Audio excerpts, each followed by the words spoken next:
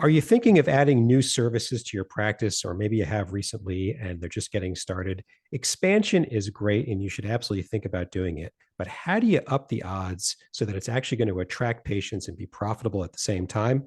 Well, my guest today has started a ton of businesses and services on his own. He's got a lot to offer and a lot to say about it.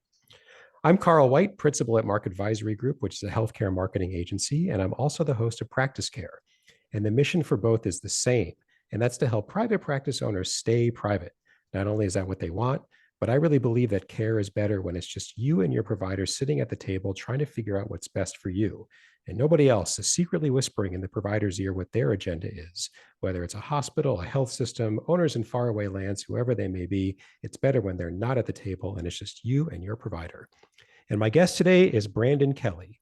From an early age, quote, the Brandon Kelly knew that he wanted to be a businessman. And since that time, he's gone on to earn a PhD in business acquisition and has started, bought, and sold 9 companies.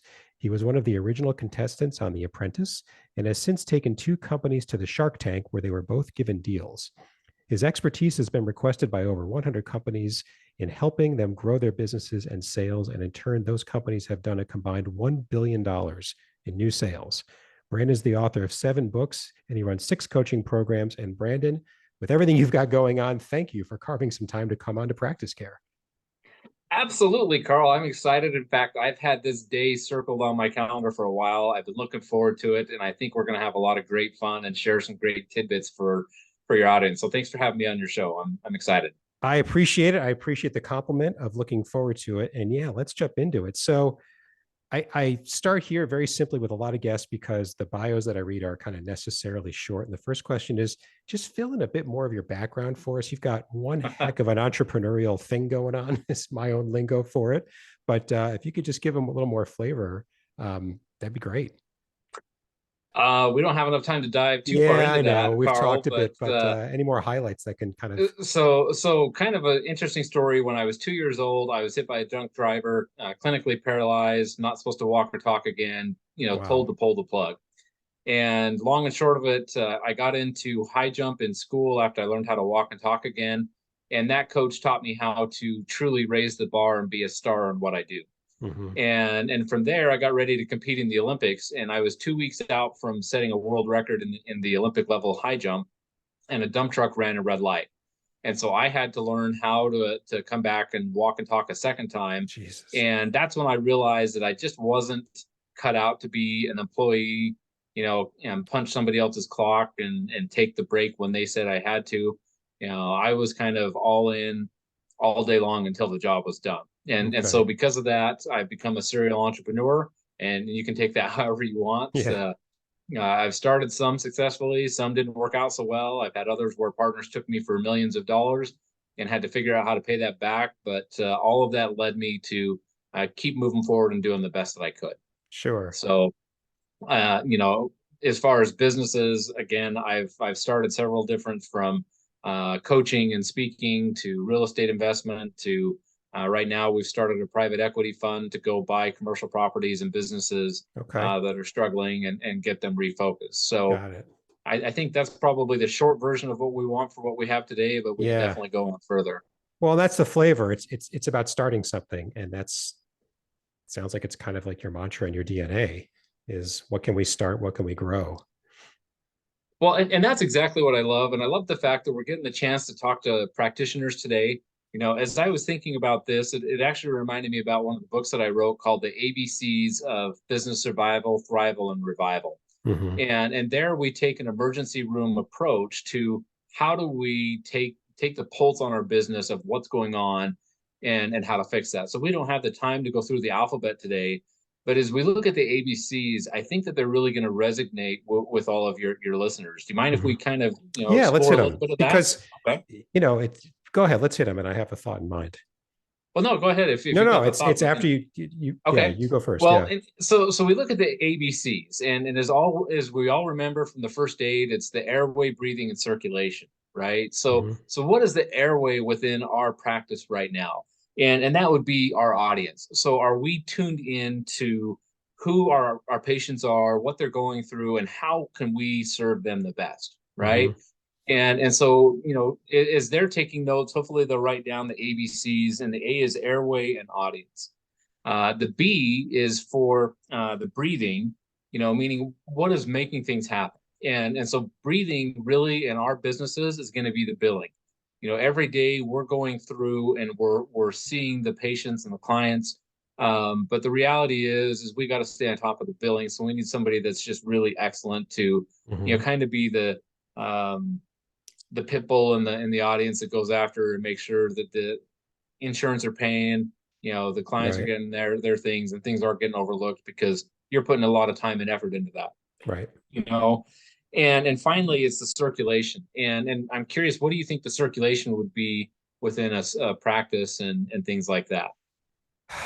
For no good And it's reason kind other of a than the trick other two are question. taken. I'm thinking about the people, the staff, the people who work there, but that's kind of a, Absolutely. is it No, that's really? exactly what it That is. was not a It's plant, listeners. That was just a No, guess. it Process of wasn't, and elimination. you were right on point with that, and that's what I love, Carl. As you look at it, the circulation is how are our people doing?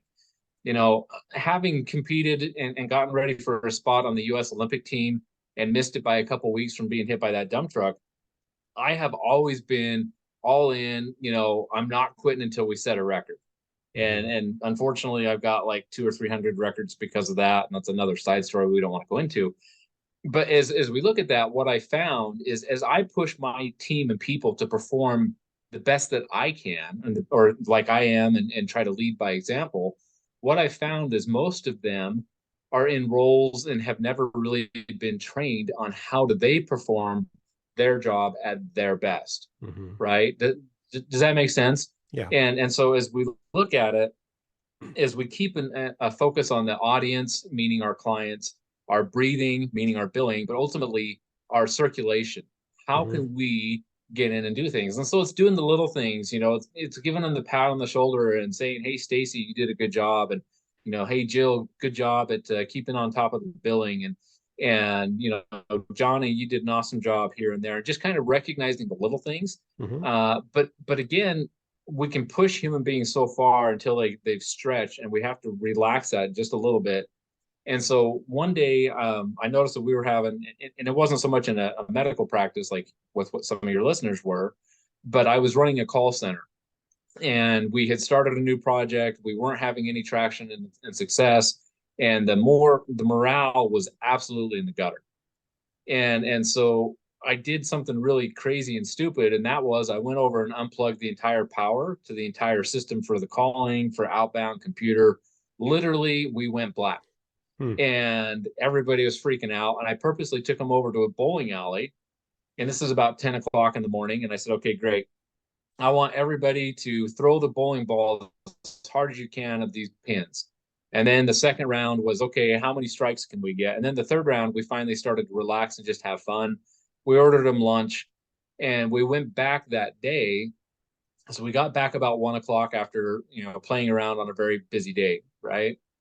Well, guess what that result was in the next 4 to 5 hours of that day on that, Carl? One of your best days.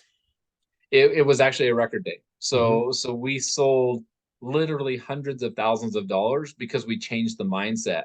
And what had happened is there was just too much pressure and stress to perform.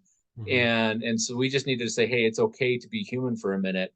And so, connected with them on that basis. So, as a practitioner, what does that mean? Maybe once a month you do something fun for your office, whether it's buy lunch or, get them a gift card somewhere, um, Mhm. have something fun, a game, things like that, just to relieve the tension. Because let's face it, you're kind of with your secondary family all day long, Right. there at your practice. Right. So, There's a so lot how's of that for the first nugget? no, it's good. There's a lot of good nuggets here. So ABC, what I take from that is sort of like the critical things that have to be in place. It makes sense. Maybe C could be culture. We've had a number of guests come on and talk about people, how to keep them in this, here we are in 2022 where staffing is really, really hard. And they all talk about culture when the topic is how do you keep your people happy? How do you attract people? Um, and, the other one is, well, really just ABC, right? And so it makes me think about, our topic, which is, so now let's pick an example. If you're an OBGYN practice and you want to add services that get to, women for, for for there's all sorts of sort of cosmetic type services, whether surgical or topical, that a lot of places offer. And OBGYN Practice X says, we want to offer that because we have obviously, we have lots of women who are patients. And so they say, we're going to add that service and it's going to make us a lot of money. When you think about that kind of context, so now you got to add a new service to your practice. What's some of the advice, like top of mind stuff that comes to mind for you, even some unconventional stuff? Because it's not destined to succeed yet, just because the owners of that practice had that idea one day, right? So it's not necessarily going to attract anybody. It's not necessarily going to be profitable, even if it does, right? So what's some of the top of mind things that come to mind for you when you hear this scenario? Well, again, Carl, that's a great question. I'm glad you brought that up. And so we've already written down ABCs, right? Yeah. Well, Yeah. D is really the fact or the fantastic part to focus on, and that's the drive. So why are you doing what you're doing? And so why are you adding the service? What is your audience? Really dial that in. Mm-hmm. And a lot of times when we talk about being in business, right? And the abbreviation typically people use is BIS, Mm-hmm. right? So as an audience listener, take your pen, write down B underneath that I and underneath that S. And so as we talk about your business, here's what I would offer, and that is best in state. In other words, how can you be the best in the state of what you're doing? And even if you're looking to bring on a new portion to your business, who's the best right now? Mm-hmm. What are they doing? And how can you beat them? Or how can you differentiate and be the best at whatever? And maybe it's the fastest care, or maybe it's the most attentive Mm-hmm. and most caring staff, whatever that is. But when I was learning how to do the high jump, it's a funny story. For the first 3 months, I could barely clear 3 feet. I mean, people could step over 3 feet. I went to the Well, you state had a different starting competition. point, right? Exactly. And I went to the state competition, and the starting point was 4.5 feet. So I had to figure out how to clear an extra 18 inches in minutes. And what it was a mental block that I didn't think that I was capable, or I was putting limiters on myself. Mm-hmm. And at the end of the day, we ended up setting a record that's not been broken in 30 years at 6 feet 7.5 inches on the high jump, Carl. But the reality is each of these practitioners, that OBGYN, as they look at that, they can say, I may not be the best, but I'm going to commit to getting there as quick as I can. Mm-hmm. And instead of taking the 4, 6, 10 years that it took to go through the college to learn the skills, okay, what can I do to cut to the chase and learn how to be the best at that? So that's why I call we need to be the best in biz, Mm-hmm. which is the best in state. Right. Right. And best in your area. Let's go that way. Best in your focal point, Best exactly. in your Yeah, best in your competitive kind of practice. region or radius or whatever. Yeah, and you raise a really essential point, which is, let's just stay on this example. Um, any woman who is considering these services in this hypothetical example has more choices than just OBGYN doctor, even if that woman is already your patient. There are other places that offer it. And they have advantages and compelling features as well. Why would they choose you? Just because you think it's profitable, that may be true, but put yourself in the shoes of that target patient. Why would they choose you to get those same services? And everybody compares everything, and it's easier to compare than it ever has been before. So if you're going to be best in your area, one of the first things I think you got to answer is, why would they choose me at all?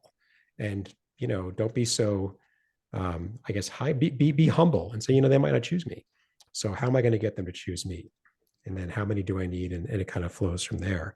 Kind of continuing with this concept, this question, Brandon, just to pull it a little deeper, are there any in particular kind of must-have priorities let's just stick with this example, things that, they really got to make sure that they're prioritizing in order for this thing to be a success, the service edition?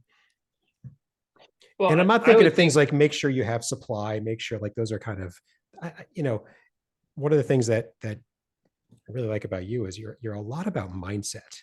You're really a lot about mindset, and seems like the best idea on earth can get killed by a bad mindset. Maybe that's what, I don't know, but that's kind of an example of what are like the must-have priorities you see. Well, and it's sticking to the D for the drive and the dream, Hmm. right? And that is, a lot of times we're going to come up and people are going to say, "Oh, you can't do that," or "You're not good enough," or "You haven't expanded enough," or whatever. But it's committing to the process of learning and being the best. Hmm. And so as I look at that, I figure, okay, number one, as a practitioner, you need to figure out what doesn't work.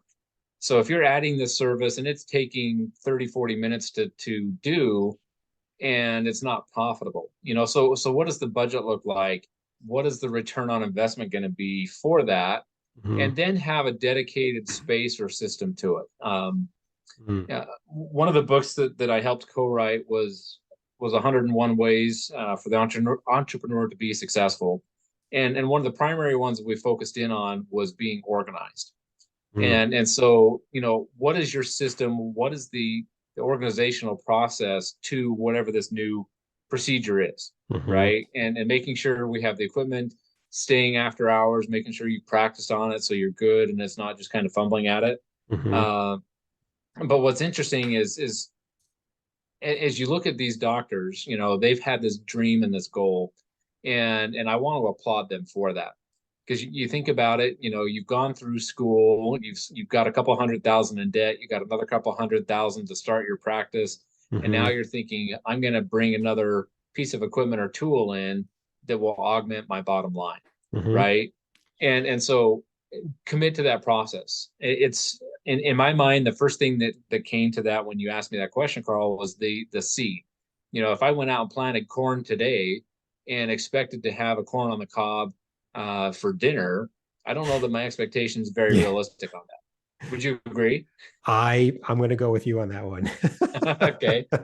But, if we realize and say, okay, from a basic standpoint, if we just set basic goals. So this next month, I want to get 3 new clients to Hmm. in this, and then next month I want to do 6, and Hmm. then 4 months from now I want to be doing 15 or 20, and okay, now what do I do? And I start to do my marketing. And I think that's what they call you because that's your specialty, right? But But similar, I keep going. Yeah, yeah. so they call you, get a marketing plan, but it's not realistic to say, okay, I want 150 new clients, or I want to take 150 existing clients and have them do this new procedure. You've got to kind of warm them up Hmm. to it.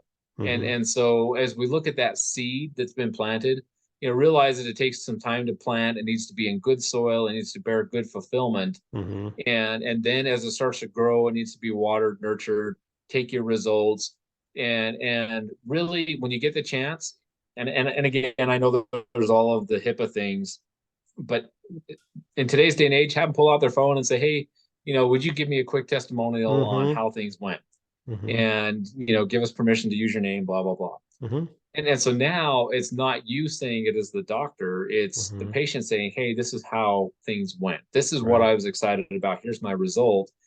And just go from there. Hmm. That would be the first things that I'd say is commit to the plan, and show the proof in the pudding. How's Yeah. that? And give it time. Like there's a certain Yeah. amount of time, not forever, but there's a certain amount of time. Unless it's some first of the world thing and it's just that literally people are beating down your door, but it doesn't usually happen that way. It doesn't usually, at least. What have you seen businesses try that just it doesn't work? It's like a epic fail.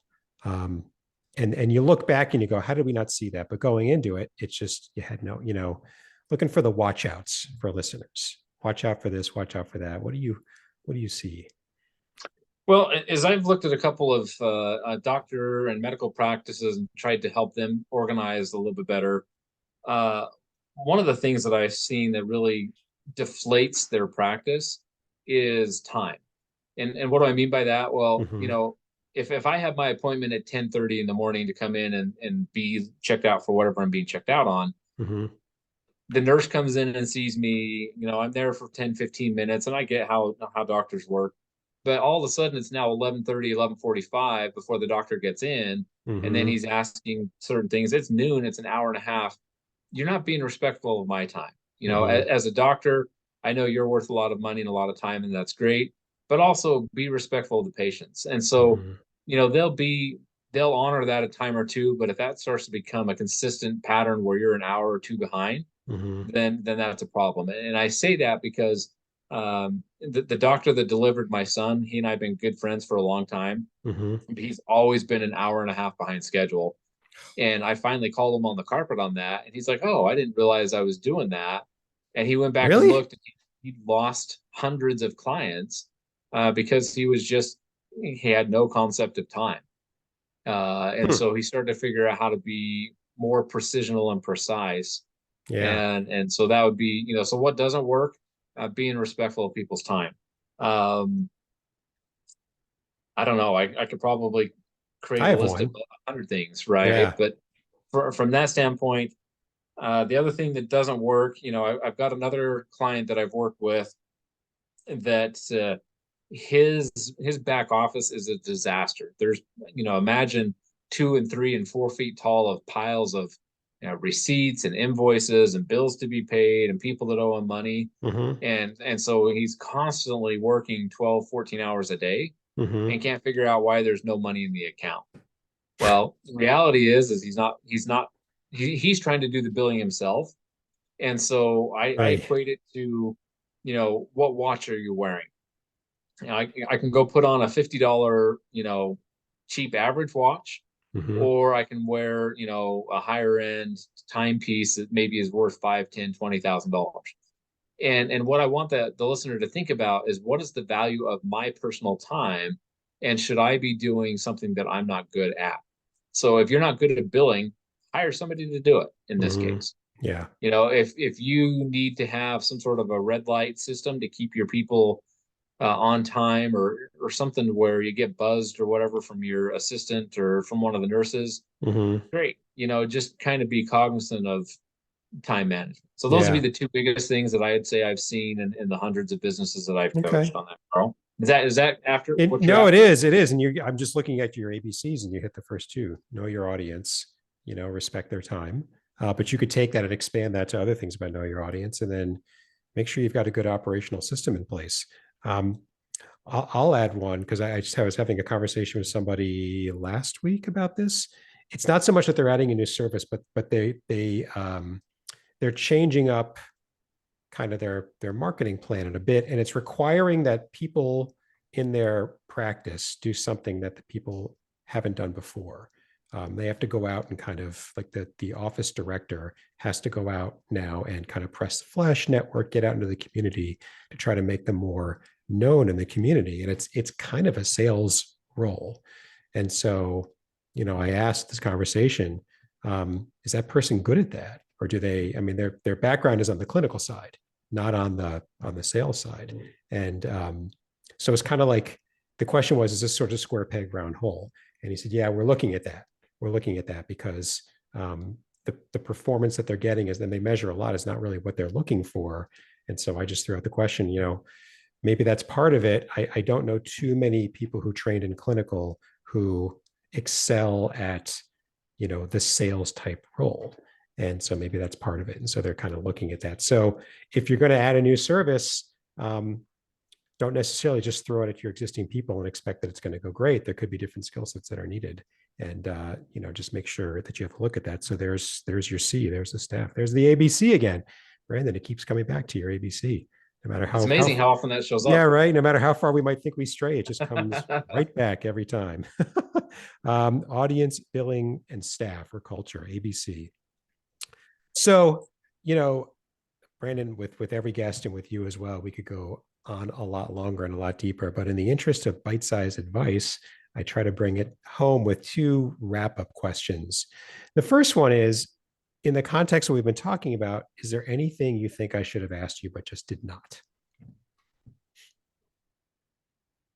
That again is a great question, Carl. I don't know. I mean, again, we're on a topic that we could spend hours I on, know. and unfortunately, I've written several books that go dive deep on all of these type of things. So I don't know that there's anything that we've missed. Okay. Um, no, I would say we probably covered some pretty good groundwork there. If people do have a concern, especially your specialty is being a professional, a doctor, and solving the problem. And so sometimes it doesn't hurt to bring somebody, from the outside to give a Hmm. different perspective, and just look at the entire culture of what's happening in your practice, and just say, hey, this little change here or this little change here can save you tens of thousands of dollars in time. Right. And so if they're struggling with that, find an expert at it. Doctors are not typical, the best at sales. Uh, so take a class on, do some continuing education that helps you not so much with sales, but maybe with uh, your personality management and working with different personalities within your office. Because Right. that's a big challenge as well. And I have a whole training that we do on that. But Okay. aside from that, no, I don't think there's any questions we've really overlooked. Okay. And the other wrap up question, and I have one, so I'll ask the question and then give an answer. So if we take a step back from what we've talked about, we've caught somebody's attention. They're either contemplating adding a service or in the midst of it, and they're not happy. They're in the midst of it and they're not so happy with it. Are there maybe one or two tangible steps you would advise that listeners take to get going on this? And I want to remind them of your two, your two kind of memory hooks. BIS, best in state, so best in your area. If you really haven't picked apart, listener, why someone would choose you for this new service that you're offering, especially if they have other choices around your area, then you really need to take a pause and answer that question. Why would they choose you as opposed to anybody else? And there has to be some compelling reason about why you're different than the other ones and valuable in what you do.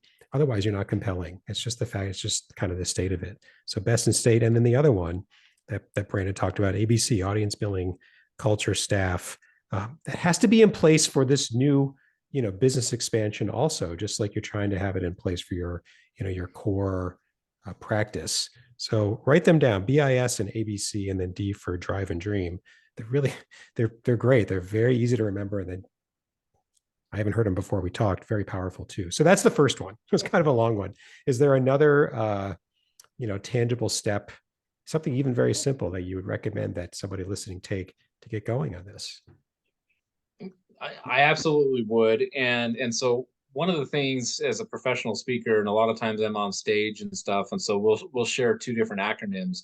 But one I want to share that comes to mind, and this is not trying to be sexist or anything, but be the man. Okay. And what I mean by that, again, so if you've learned my process, write down M for Mary, underneath that A, and then underneath that Okay. N for Nancy. But that stands for massive action now. A lot of times we will overthink to the nth degree and take months and months and months and months to decide to do something. Yeah. And the fact of the matter is take massive action now. Just do it.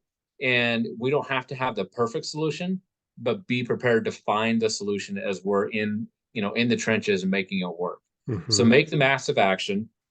And then the final one is another acronym that I think really is going to help them understand success, and that is we have to get eye to eye with success. And so again, EYE. And as we look at it, Carl, I want all of our listeners, I want you to take your left hand and point to your left eye. And so every time you see your left eye throughout the day, when you're looking in the mirror, putting your contacts, glasses on, whatever, point to your left eye and touch it and say, have I elevated my efforts today? Okay. Have I I'm done doing this one right thing now. better today than I did yesterday? And if you have, then you can take take your right finger now Okay. and point to your right eye. And that means you've elevated your excellence. And so if you're going to take massive action, and even if you just do one thing today that gets you towards that goal or that activity or getting that process online to be able to serve your customers, that one thing, doesn't add up to much. But if we do it for 30, 40, 50 days, now all of a sudden we have 30, 40, 50 steps towards that success. And it's that much easier to have happen. So take massive action now Okay. and get eye to eye with success. Okay. And meaning, what can we do to do our best? And what will happen when we do that is now all of your audience members, all your people that are coming in and learning how well of a practitioner you are, what are they going to do? They're going to go tell their friends, hey, I went to Dr. So and so, and this is what happened. Mm-hmm. And now they're going to come knocking on your door because you've taken that action and you're raising the bar for yourself. Right. Right. Excellent. Well, Brandon, thank you. Yes, it is true. We could go on for much, much longer and go much, much deeper, but I think we've covered a lot of good ground here. And my big takeaway is motivation, mindset, and action. Those are my big takeaways from this personally. And if you can keep those in mind, even in the darker days where things don't seem so possible, it sounds like they're going to pull you through. So I really appreciate it. Once again, Brandon Kelly, serial entrepreneur, speaker, coach. I appreciate you taking the time to come on PracticeCare. We're going to put all your contact information in the show notes so that anyone who wants to get a hold of you can do so. And a couple of points just before we wrap up. If you're someone like Brandon who helps private practices from time to time and you've got some expertise that you want to share, or if you are a private practice owner and you've figured out something that you think others would benefit from hearing about, in both cases, we want you to come on PracticeCare. In the show notes for Brandon's episode and all episodes, there's a link to click, just a couple of questions. Tell us what's on your mind so that we can get you scheduled as soon as possible. And finally, if you haven't done so already, please subscribe to PracticeCare on Apple Podcasts or wherever you listen to your podcasts. Thanks again, and until next time.